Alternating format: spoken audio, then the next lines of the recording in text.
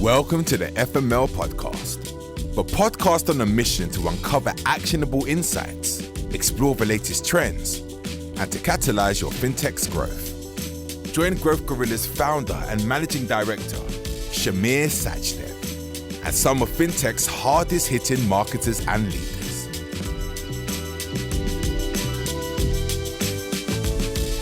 Welcome everyone to this episode of the FML podcast. Today we're joined by Rita Martins, Head of Fintech Partnership at HSBC.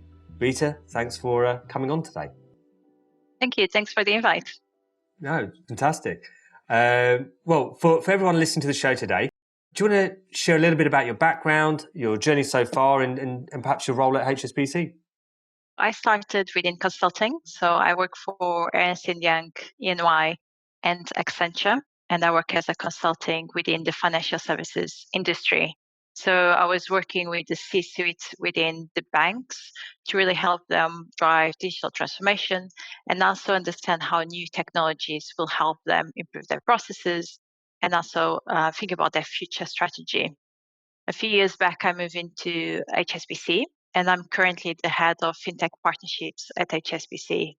Now, that's a long name, so what does it mean? I'm almost the bridge between the fintechs and the startups within the ecosystem and the industry and the internal stakeholders. So really, I identify the high potential startups in the ecosystem and then bring them and connect them with the internal stakeholders, help them through the POCs, so proof of concepts, and then if successful, help them through the implementation. So it's a very interesting job. And also we are moving more and more into the Web3 world, which is, I think, many people within the fintech industry are also doing. So there is a few different components like the new technology and the startup ecosystem that we start looking into. That sounds, actually, I've got to be honest, sounds super exciting. I'm marginally envious. You've been obviously heading up the Fintech Partnerships for about 4 years now. Have you seen the landscape evolve during your tenure at HSBC? As the new technology is really improving and changing, we have seen that a lot has changed, and I think a lot will definitely change in the future. So all companies within the financial services and even without the financial services are looking to the new technologies and saying how they can leverage those technologies to improve their processes, to improve the client experience.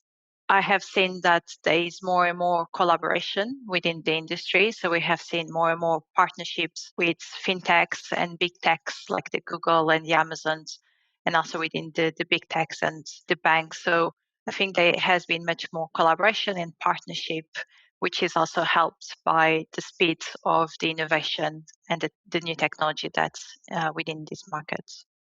Some of the advice that I've seen you give, particularly via like LinkedIn and other channels, it has been for fintechs to find themselves a business sponsor. And obviously, it can be scary and confusing to find your first partner when starting up. What is your advice that you give to fintechs who are looking to find a business partner? It's very important when a fintech or startup are starting to have conversations with big corporations or big banks that they really understand, first of all, what it is the product, what it is the problem that they're trying to solve, and then identify what is their target audience for that use case, for their problem that they're trying to solve. And that will really help them identify the sponsor. And why do I say that my advice is to identify sponsor is really because for small companies like fintechs and startups, sometimes it can be a bit difficult to navigate such a big organization like us. So my advice is that instead of trying to speak with as many teams as you can and as many people as you can, is to be much more targeted. And that's why I was talking through the process. So think about what's your use case, what is the problem that you're trying to solve, who would be the target audience of that problem, and then go and try and have conversation with those teams. And that's an easy approach for small fintechs that are really starting these conversations to not get lost into so many different conversations within a big organization. That's a big point that you mentioned, getting, obviously trying to reach out to larger organizations. What's your advice for fintechs, for them to reach out to organizations that perhaps don't have a dedicated partnership team?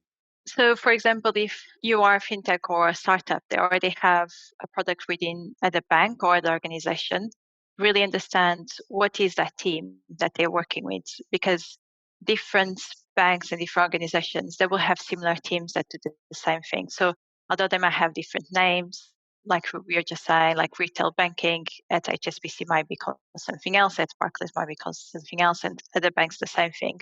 But in the simple terms, they will be doing the same thing. So if you are a fintech that you already have a product, try and understand what does that team do, and that's how you can target a bit more to have conversations at big banks. Of course, if big banks, and I think nowadays more and more big banks have similar teams like myself, where doing the bridge the gap, do also start with that and see if they can help you navigate the organization.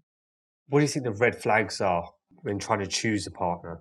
I think from both sides is really just making sure that there's open communication around what it is the problem that they're trying to solve from the startup side, and from the organization side, what is the problem that they have. But also in terms of the vision, what do they both see, or what do they want to accomplish from the partnership? So I think the communication is really the main thing that both parties need to make sure that they are continue having it even after they have done the partnership, even after there is a contract in place, making sure that the open communication is ongoing.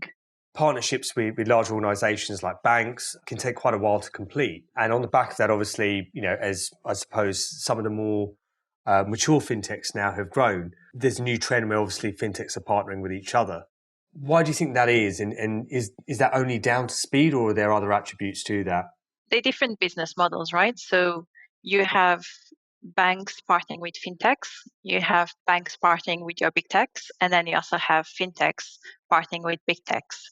What is happening now is that fintechs are also partnering within themselves. So they're creating an ecosystem.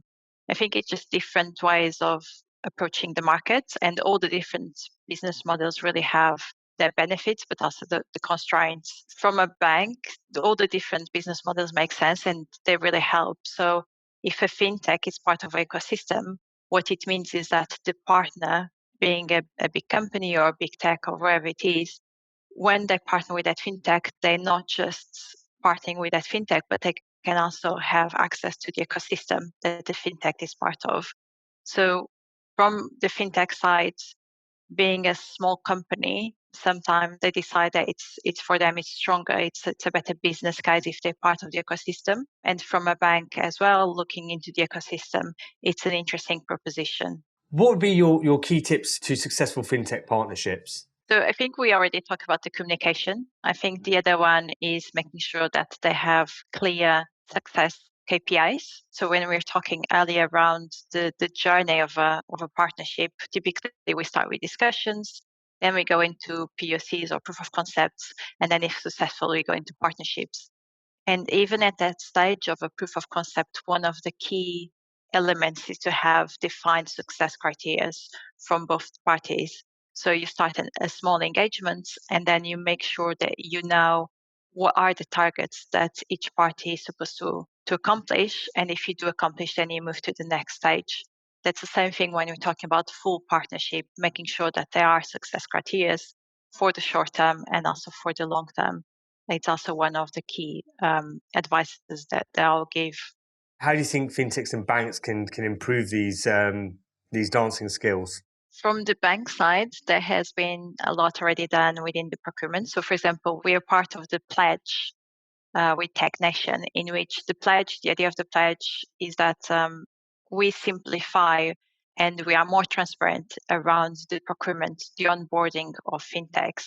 So that's one of the key areas that definitely banks need to look out for. It's what are the processes for onboarding fintechs, and can that be simplified, and also can that be made very transparent and clear from the beginning.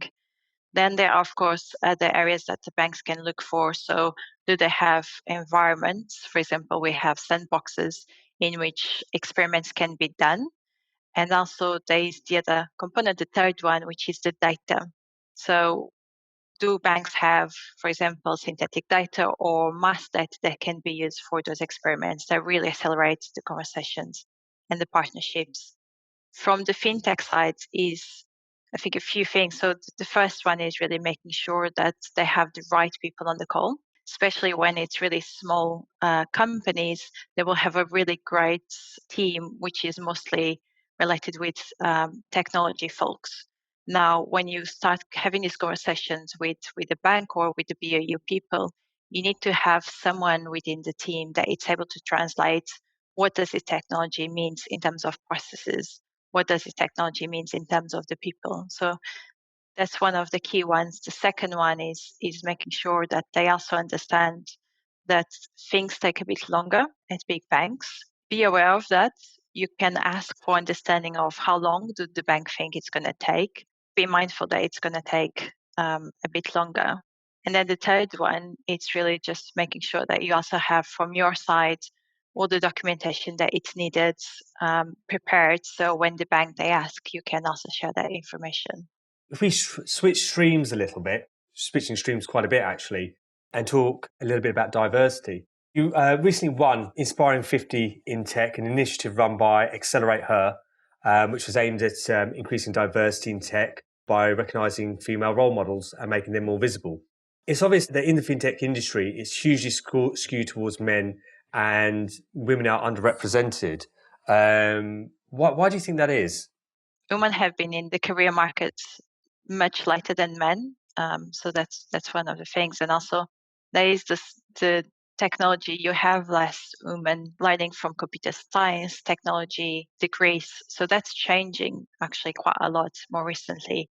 But because you had that less or didn't have a straight balance between men and women learning those topics, then of course you have less women within some of these careers and some of these companies.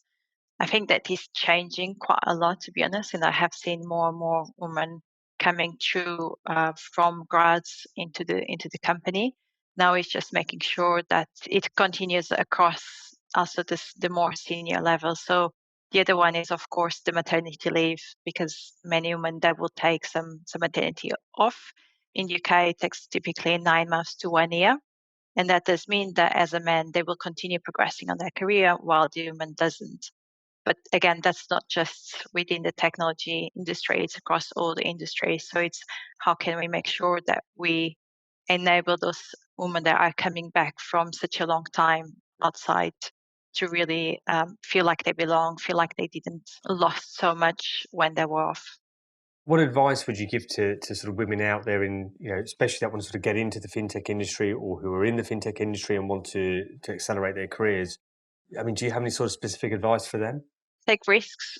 And I would say the same thing, to be honest, to women and to men. I think just take risks, go after what is your passion, and don't be afraid to ask. One of the key things as a female, but also as a male, is just making sure that you do say what you want so people around you know and they can help you progress in your career as you go. You recently wrote a wonderful piece discussing how fintech relies heavily on community and introductions, and how diversifying your own community can help shift the paradigm of the industry and increase diversity and inclusivity. Could you tell us a little bit more about that? I mean, as part of my role as well as head of Fintech Partnerships, I do notice that most of the fintechs that come through the natural pipeline, meaning they come through us, are mostly male funded. So it's something that we did want to change. And something that I noticed is that if I do nothing, if I don't change the way that I source my different fintechs and connections, typically that's what I'll get. So I made an effort to go to other communities. So for example, to go to female funders communities, to go to other schools that we wouldn't typically go. And I think that really helps bring a more diverse set of founders into the table. We also did a female founder program last year that was very successful, in which we brought female founders presenting to HSBC and meeting senior stakeholders. And that was really by going into other networks that I wouldn't typically go. And I think it's just being mindful of that, just being mindful that go to other networks that are not naturally parts of your community. And then you will see not just female founders, but also different set of ideas and different set of solutions as well. Moving away sort of from the male-female diversity part, but looking at more perhaps around the ethnicity piece. There has been a lot of noise coming out of India that we're aware of, but I think, Africa at the moment, I think I haven't got the stats to hand, but I think the percentage or the number of companies, for example, that have been accepted to Y Combinator from Nigeria alone, or Nigeria and Ghana, if I'm not mistaken, is just the tip of the iceberg. And I think, that sort of talking about sort of going into different communities and accessing those sorts of areas, I think if you do that, it also gives you a wider view on what else is out there and the products that they're coming up with and the problems that they're solving as well. I think it's not just about the individual, but it's also about, I suppose, their angle that they're looking at the world from, to a degree. Yeah, exactly. I'm going to say let's talk about Web3. But starting at the top, before we get into that, very, very briefly, Rita, could you describe what Web3 is? Web3 is an umbrella term which is used to represent a decentralized ecosystem built on blockchain.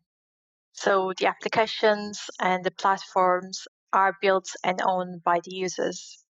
There is a few interesting concepts within the Web3 term. So, for example, we have DeFi, decentralized finance, and represents a peer-to-peer financial services built on blockchain.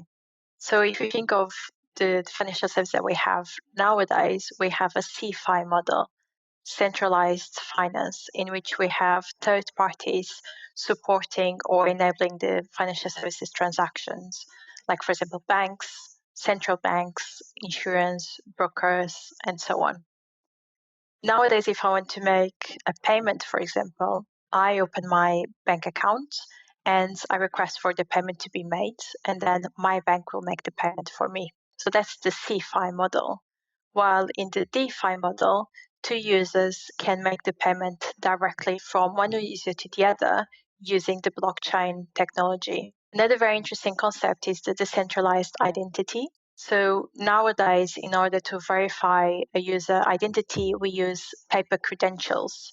So, like, for example, your passport or your driving license. In the decentralized identity model, those same credentials will be stored on the blockchain, which means that the user is going to have more ownership around their data, and they will be able to more easily share their data as needed.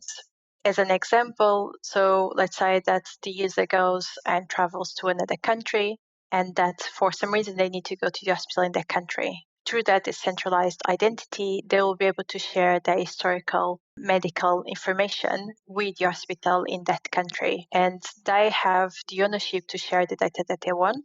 And because of new technologies like zero-based proof node, for example, they don't have to share all the data. And of course, we also have the NFTs and the metaverse, which are also part of the Web3 concept and term. Kind of circling back to fintech, I mean, how do you see Web3 being adopted by fintechs? If you think about what fintechs are, in very simple terms, they are technology companies which are providing or enabling financial services. With the Web3 and the DeFi model that we are just talking about, the only difference is really that the infrastructure is different. So now we're talking about blockchain technology. Let's take an example.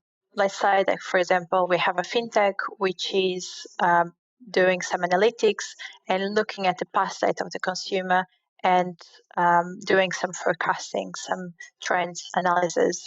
The difference with the Web3 and the DeFi model is that now they are analyzing transactions and data which are stored on the blockchain technology. So there is no doubt that fintechs will play a role into this new Web3 DeFi model. It will be interesting to see what role do they decide to play and how the business models might change. And it will be even interesting to see if we're going to continue calling them fintech or if you're going to have a different term for those companies. That's fantastic. We've covered a huge amount, probably in quite a short period of time. The question that I've got to ask really is that, in your role as head of Fintech Partnerships at HSBC, what sort of fintechs are you keeping an eye out for? I typically look at B2B fintechs, which is business to business fintechs. And I would typically also look for companies that are big enough that they are able to scale. And that in terms of seed is around typically seed A or seed B within the financial service industry. I also cover global functions. So any fintech within the global functions area, it's someone that I would be keen to or happy to have a conversation with. but also more interesting, like we were just discussing around Web3 and DeFi. That's an area that we are starting to look more and more. And within that area, because it's really a new area still for the industry, we would actually be happy to speak with companies that are at more earlier stage. And that's what we have seen. Also, the other interesting part, if you want, I can share, is also that at HSBC, we also have an investment arm. So sometimes we also invest into companies that we have a business sponsorship. And that's how sometimes we also we exchange companies between our teams and the venture teams to make sure that we know what are the companies in the market. So yeah, happy to have a conversation and connect with any of the companies in that space. Fantastic. What's next for you?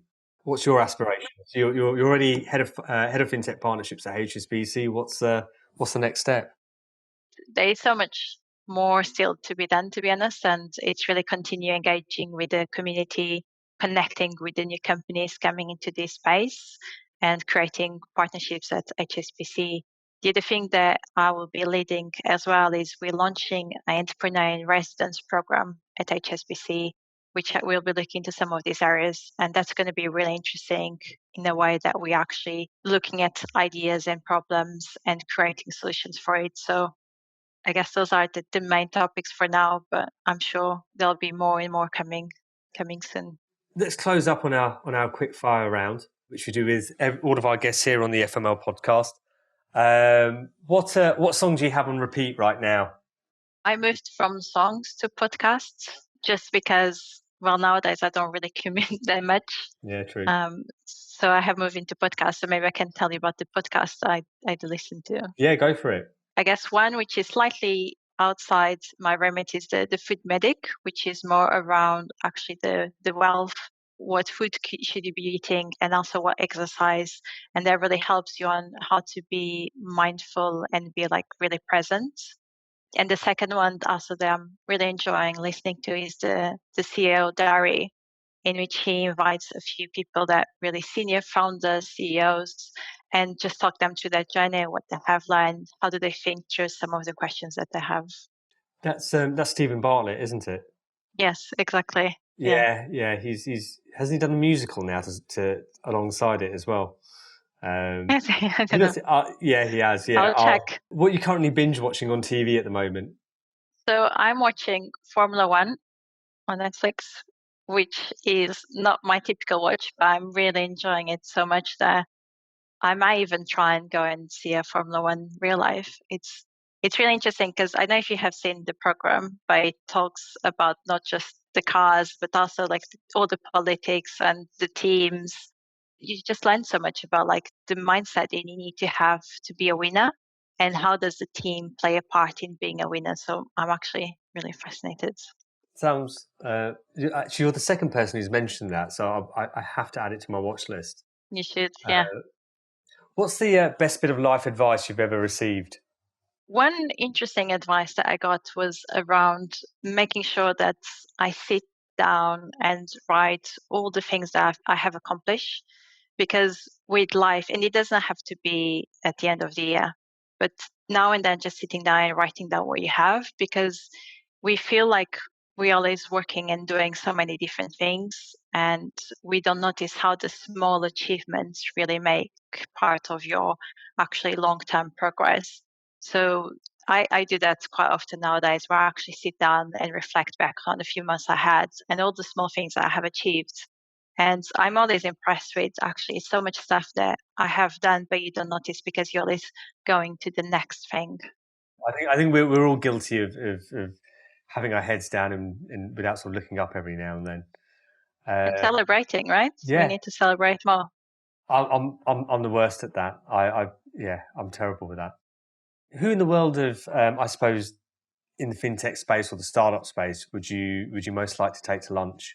I guess not so much in the fintech space, but I was listening to Balaji recently. What was his last name? Srinivasan something. Srinivasan, yeah. Yeah, and I find so interesting because he talks about also broader than just fintech and technology. He talks about the technology, how does it impact society, and how does it impact all the different industries. And I think that's really fascinating. And yeah, if he could, I would easily buy him a lunch, for sure. He's one of those people that his intelligence is on a different playing field. Yes. He's a bit like Naval, actually. The angle and the way that they view life is just something different. And lastly, what's one thing that I haven't asked that you feel that I should have asked you? Maybe you could have asked about the Oxford Fintech course that we are doing. Oh, well, tell us all about that in that case. Yeah, so I did the Oxford course myself last year, and I'm currently the guest speaker at the course, which is really so much fun. And we're also partnering up with them to bring one of the courses into HSBC. So that's a really interesting one. And I think, it's interesting how we're saying we keep just going to the next thing, and we listen to podcasts, read books, but it's also really good to go into have a full-on course that we can bring into the bank, but also being the guest speaker at the course, it's really nice, and hopefully can share some of the learnings. No, that's I was going to say it's a hell of an accolade to have. Brilliant. Rita, as I said, we've covered an awful lot in a relatively short period of time. It's been fascinating. Thank you very, very much for coming on to the FML podcast. I hope you enjoyed it. Thank you. Yeah, I had a really nice time. Thank you. Great stuff. For all those listening, don't forget to subscribe, like, share, and if you want to connect with Rita, we'll put her LinkedIn contact details into the show notes. The FML podcast is brought to you by Growth Gorilla. To find out how our marketing growth experts can boost your fintech's growth, head to growthgorilla.co.uk. And make sure to search for the FML podcast in Apple Podcasts, Spotify, or anywhere else podcasts are found. Don't forget to click follow to ensure you don't miss any future episodes. On behalf of the team here at Growth Gorilla, thanks for listening.